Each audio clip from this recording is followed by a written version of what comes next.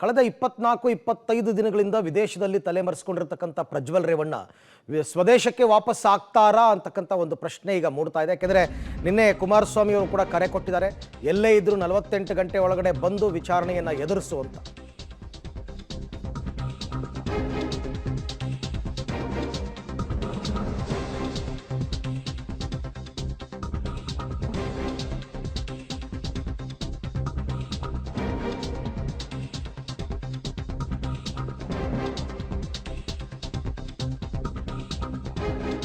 ವಿದೇಶದಿಂದ ವಾಪಸ್ ಬರ್ತಾರಾ ಪ್ರಜ್ವಲ್ ರೇವಣ್ಣ?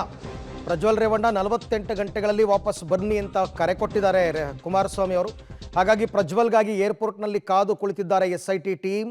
ಪ್ರಜ್ವಲ್ ವಾಪಸ್ಸಾಗುವಂತೆ ನಿರೀಕ್ಷೆಯನ್ನು ಹೊಂದಿದೆ. ಪ್ರಜ್ವಲ್ ವಾಪಸ್ ಬರುವಂತೆ ಮನವಿಯನ್ನು HD ಕುಮಾರಸ್ವಾಮಿ ಅವರು ನಿನ್ನೆ ಅಷ್ಟೇ ಮಾಡಿದ್ದಾರೆ. ಏರ್ಪೋರ್ಟ್ನಲ್ಲಿ SITಯ ಒಂದು ಟೀಮ್ ಯಾವಾಗಲೂ ಕೂಡ ಅಲರ್ಟ್ ಆಗಿದ್ದೇ ಇದೆ. ಸೊ ಹಾಗಾಗಿ ಪ್ರಜ್ವಲ್ ವಾಪಸ್ ಆದರೆ ಏರ್ಪೋರ್ಟ್ನಲ್ಲೇ ವಶಕ್ಕೆ ಪಡೆಯೋದಕ್ಕೆ ಕೂಡ ಸಿದ್ಧತೆಗಳು ನಡೀತಾ ಇದೆ. ಇವತ್ತು ಅಂತಲೇ ಅಲ್ಲ, ಡೇ 1ಇಂದನೂ ಕೂಡ ಯಾವಾಗ ಪ್ರಜ್ವಲ್ ಜರ್ಮನಿಗೆ ಹೋದರು ಅಂತ ಗೊತ್ತಾಯಿತು ಅವತ್ತಿಂದ ಇಲ್ಲಿ ತನಕನೂ ಕೂಡ ಒಂದು ಟೀಮ್ SIT ಟೀಮ್ ಏರ್ಪೋರ್ಟ್ನಲ್ಲಿ ಬೀಡುಬಿಟ್ಟಿದೆ. ಆರಂಭದಲ್ಲಿ ಮಂಗಳೂರು ಏರ್ಪೋರ್ಟ್ನಲ್ಲೂ ಕೂಡ ಇದೇ ರೀತಿ ಒಂದು ಟೀಮ್ ಇತ್ತು. ಅದೇ ರೀತಿ ಕೆಂಪೇಗೌಡ ಇಂಟರ್ನ್ಯಾಷನಲ್ ಏರ್ಪೋರ್ಟಲ್ಲೂ ಕೂಡ ಒಂದು ಟೀಮ್ ಇದೆ. ಒಂದು ನಿರೀಕ್ಷೆ ಹುಟ್ಕೊಂಡಿದೆ ನಿನ್ನೆ ಕುಮಾರಸ್ವಾಮಿ ಅವರು ಕರೆ ಕೊಟ್ಟ ನಂತರ. ಯಾಕೆಂದರೆ ದೇವೇಗೌಡರೇ ಕರೆ ಕೊಡಬೇಕಾಗಿತ್ತು, ಅವರ ಬದಲಾಗಿ ನಾನು ಕರೆ ಕೊಡ್ತಾ ಇದ್ದೀನಿ ಅಂತ ಕುಮಾರಸ್ವಾಮಿ ಅವರು ಪ್ರಜ್ವಲ್ ರೇವಣ್ಣಗೆ ಕೈ ಮುಗಿದು ಮನವಿ ಮಾಡಿಕೊಂಡಿದ್ದಾರೆ. ಹಾಗಾಗಿ ಇಷ್ಟೆಲ್ಲ ಮಾಡ್ಕೋಬೇಕಾಗಿತ್ತಾ, ದೇವೇಗೌಡರಿಂದ ಕರೆಸ್ಕೋಬೇಕಾಗಿತ್ತಾ, ಕುಮಾರಸ್ವಾಮಿಯಿಂದ ಕರೆಸ್ಕೋಬೇಕಾಗಿತ್ತಾ ಅಂತಕ್ಕಂಥ ಒಂದು ಪ್ರಶ್ನೆ ಸಹಜವಾಗಿ ಮೂಡುತ್ತೆ. ಬಟ್ ಅಲ್ಲಿ ಕೂತ್ಕೊಂಡು ಸಾಧಿಸೋದಾದರೂ ಏನು, ಎಷ್ಟು ದಿನ ಅಂತಕ್ಕಂಥ ಪ್ರಶ್ನೆಗೂ ಉತ್ತರ ಇಲ್ಲ. ಆಯ್ತಪ್ಪ, ನಿಮ್ಮ ಸರ್ಕಾರಕ್ಕೆ ಕರ್ಸೋ ಯೋಗ್ಯತೆ ಇಲ್ಲ, ಕರ್ಸೋಕ್ಕಾಗಿಲ್ಲ. 23 ದಿನ 24 ದಿನ ಆಗಿದೆ. ನಾನು ನಿನ್ನೆ ನಮ್ಮ ತಂದೆಯವ್ರಿಗೆ ಮಾಡಿದ ಮನವಿ ನೀವೊಂದು ಬಹಿರಂಗವಾಗಿ ಒಂದು ಮನವಿ ಮಾಡಿಕೊಳ್ಳಿ. ನನ್ನ ಗೌರವ ಕೊಡ್ತಕ್ಕಂಥದ್ದು ನೀನು ಜೀವನದಲ್ಲಿ ಇಟ್ಕೊಂಡಿದ್ದೆ. ನನ್ನ ಬಗ್ಗೆ ಎಲ್ಲೇ ಇದ್ದರೂ ನೀನು ತಕ್ಷಣ ಬಂದು SIT ತನಿಖೆಗೆ ಸಹಕಾರವನ್ನು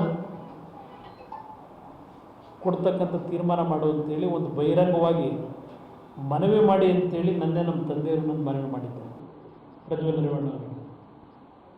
ನಾನು ಸಹ ಈ ಮಾಧ್ಯಮದ ಮುಖಾಂತರ ಏನಾಗುತ್ತೆ, ಯಾಕೆ ಹೆದರಬೇಕು? ತಪ್ಪು ಮಾಡಿದರೆ ಈ ನೆಲದ ಕಾನೂನಲ್ಲಿ ಯಾರೇ ಆಗಲಿ, ಯಾರು ದೊಡ್ಡವರಲ್ಲ.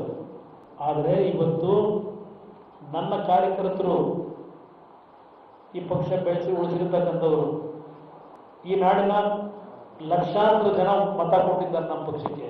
ಅವರ ಆಶೀರ್ವಾದದಿಂದ ನಾವು ಇಲ್ಲಿವರೆಗೆ ಬೆಳೆದಿದ್ದೇವೆ. ಎಷ್ಟು ದಿನ ಇವತ್ತು ಹೊರಗೆ ಇರಬೇಕು?